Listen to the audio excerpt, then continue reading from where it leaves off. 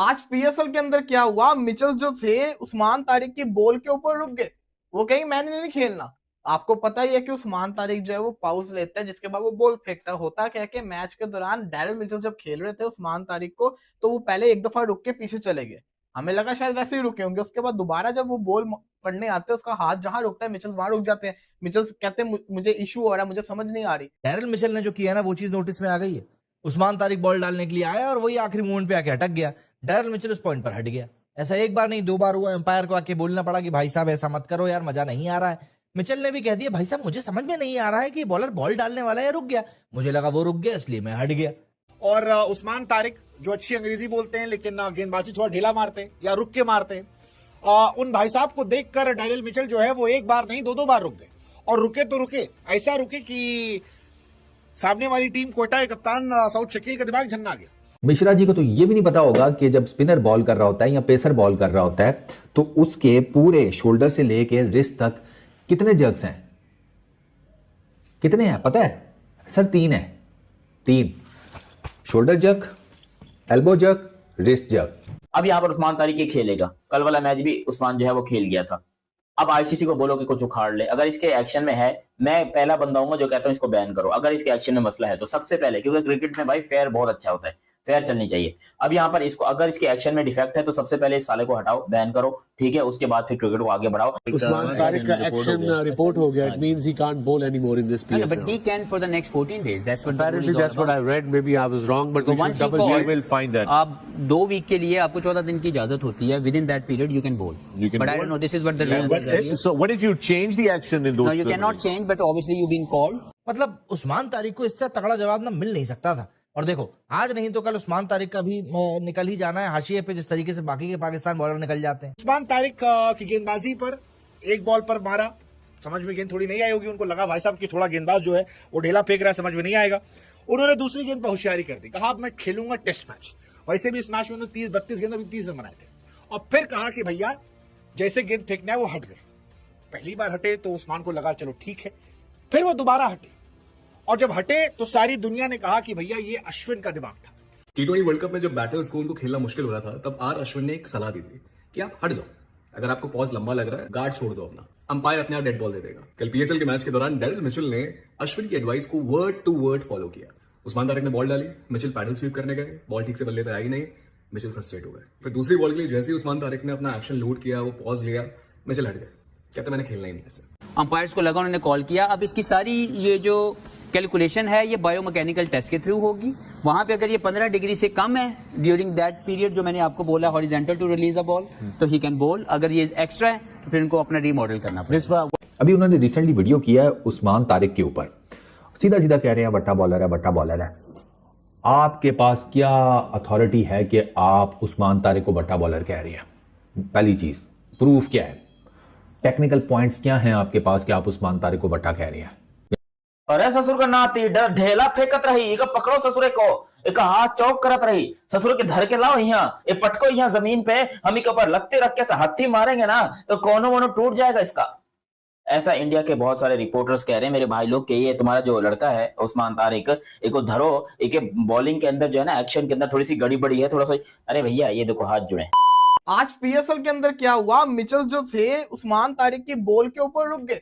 वो कहेंगे मैंने नहीं खेलना। आपको पता ही है कि उस्मान तारिक जो है वो पाउस लेता है, जिसके बाद वो बॉल फेंकता है। होता क्या है कि मैच के दौरान डैरेल मिचेल जब खेल रहे थे उस्मान तारिक को, तो वो पहले एक दफा रुक के पीछे चले गए। हमें लगा शायद वैसे ही रुके होंगे। उसके बाद दोबारा जब वो बॉल पढ़ने आते हैं, उसका हाथ जहां रुकता है मिचेल वहां रुक जाते हैं। मिचेल कहते हैं मुझे इशू हो रहा है, मुझे समझ नहीं आ रही। अंपायर आता है, उसको समझाता है तो देखो यहाँ पे इशू नहीं बनता, क्योंकि उस्मान तारिक जो है उसका एक्शन आईसीसी ने पास किया हुआ है और ये उस्मान तारिक के साथ होना था। मैं तो वेट कर रहा था किस दिन ये वाला सीन होगा। अब यहाँ पे उस्मान तारिक की गलती नहीं है। आपको मैं सिंपल एक एग्जांपल देता हूँ। इंडिया वर्सेस पाकिस्तान से मैच से पहले सारे इंडियंस क्या कह रहे थे, इंडियन टीम को रुक जाना चाहिए, उस्मान तारिक को खेलना नहीं चाहिए। लेकिन यहाँ पे इंडियन टीम की क्वालिटी बनती थी कि वो प्रैक्टिस कर कर आए। उन्होंने उस्मान तारिक को खेला और बड़ा अच्छा खेला। डैरेल मिचेल जो इशू क्रिएट कर रहे थे, उनका इशू क्रिएट करना बनता नहीं था, उनको खेलना चाहिए था, क्योंकि उसको आईसीसी ने पास किया। उसका एक्शन बिल्कुल ठीक है, उसका जो पाउस है वो नेचुरल है और कंसिस्टेंट है, एक ही आगे पीछे नहीं है, कहीं 3 सेकंड कहीं 2 सेकंड ऐसा नहीं है। जो उसका पाउस है उतना ही पाउस है। इंडिया के एक यूट्यूबर है, क्रिकेट के ऊपर बात करते हैं, बाकी मुद्दों के ऊपर भी, शुभांकर मिश्रा।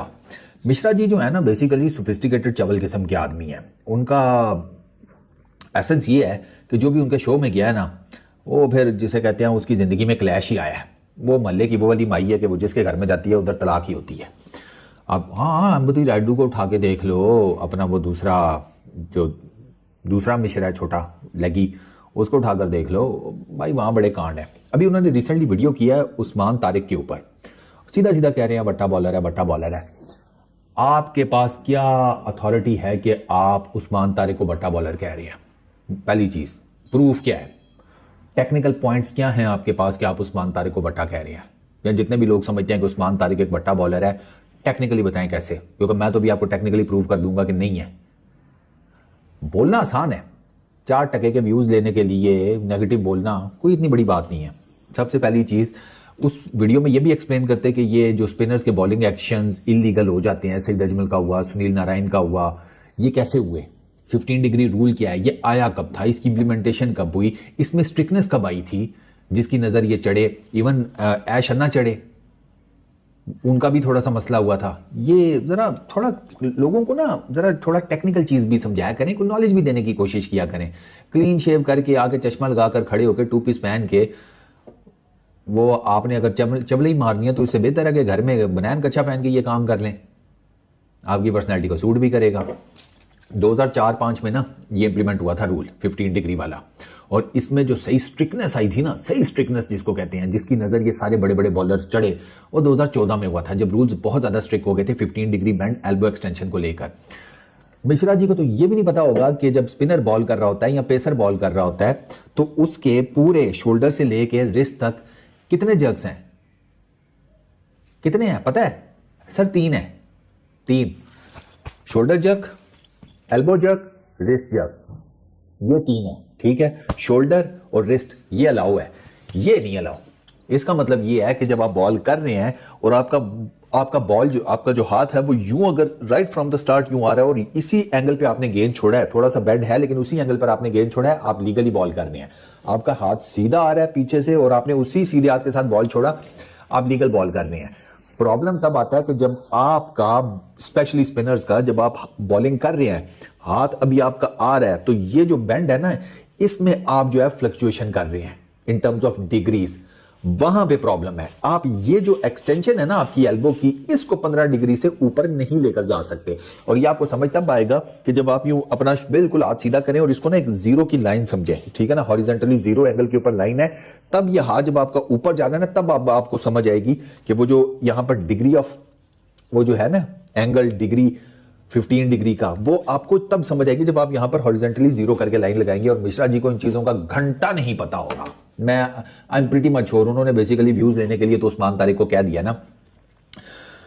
उस्मान तारिक की तरफ मैं बाद में आता हूं। पहली चीज तो ये है कि ये 15 डिग्री का मैंने आपको बता दिया। अच्छा, ये जो आप एक्सटेंशन मेजर करते हैं, ये राइट फ्रॉम द मोमेंट होती है bowling arm reaches the horizontal position, जो मैंने भी आपको बताई है, शोल्डर हाइट के बिल्कुल, ये शोल्डर हाइट के बिल्कुल पैरेलल जब आप, ठीक है ना, यहां से आपकी वो कैलकुलेट होती है, शोल्डर हाइट के बिल्कुल पैरेलल जब आपका बाजू आता है, और until the ball is release, जब आप बॉल बिल्कुल रिलीज करते हैं उससे पहले ये कैलकुलेट हो जाता है। और ये कैलकुलेशन इतनी आसान नहीं है, पहली चीज, ठीक है। उस्मान तारिक का एक्शन रिपोर्ट हो गया, इट मींस ही कांट बोल anymore in this period, but he can for the next 14 days. That's what apparently that's what I read, maybe I was wrong, but once you we will find that. आप 2 week के लिए आपको 14 दिन की इजाजत होती है, within that period you can bowl.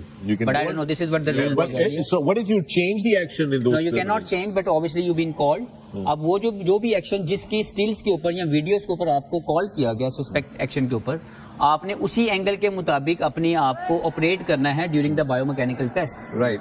So ये रिपोर्ट तो अंपायर्स करते हैं ना जी अंपायर्स ने ये क्या इसमें मुझे समझ में नहीं आ रही। देखो ऐसे बताना बड़ा मुश्किल है। मैंने आपको दिन बड़ी क्लियर एक सिंपल सी जो बताई थी कि इसकी जो मेजरमेंट है उसका एक स्टार्टिंग पॉइंट है और एक एंड पॉइंट है, उसके दरमियान में 15 डिग्री से ज्यादा का अगर एंगल आता है तो आप वो जो बैंड है, जो फ्लेक्स है, अगर वो 15 डिग्री, जो मैंने कहा था horizontal to release the ball, अब हॉरिजेंटल पोजीशन में इनका क्या एंगल है ये बायोमैकेनिक के थ्रू ही पता लगेगा यहाँ पे।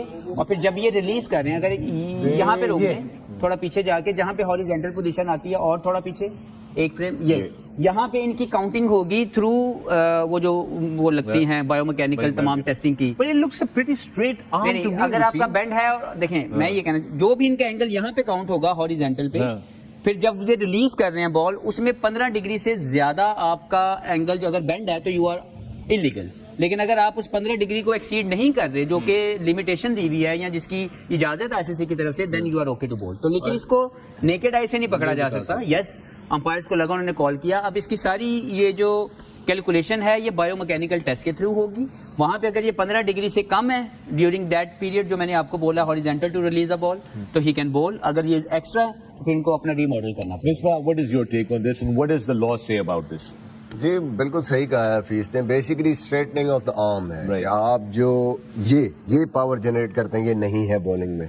जहां से आप शुरू करते हैं और जहां पे आप खत्म करते हैं आपका एंगल का जो डिफरेंस है वो 15 डिग्री से नीचे होना चाहिए। That's it. बट आपको 15 degree is pretty, I mean it's an angle, right? It's an angle. आपको लगता नहीं है 15 डिग्री, हम समझते हैं कि बहुत ज्यादा है, बहुत कम होता है। अच्छा, अगर इतना सा आपकी चीज हल्की सी बदली है तो 15 डिग्री तो यूं खत्म होती है। राइट। तो अब ये देखना ये है कि ये कॉल होने के बाद बायोमैकेनिकल टेस्ट में नंबर्स क्या आते हैं। ये कहाँ जाएंगे बायोमैकेनिकल टेस्ट के लिए? पाकिस्तान में ये इसकी लैब है। देखे ना कि मेरा इतना सा भी बैंड है अगर हाथ में, तो ये भी पता नहीं कितना होगा, 15 से कितना ज्यादा। लैब जो है वो पीसीबी ने सेट की थी।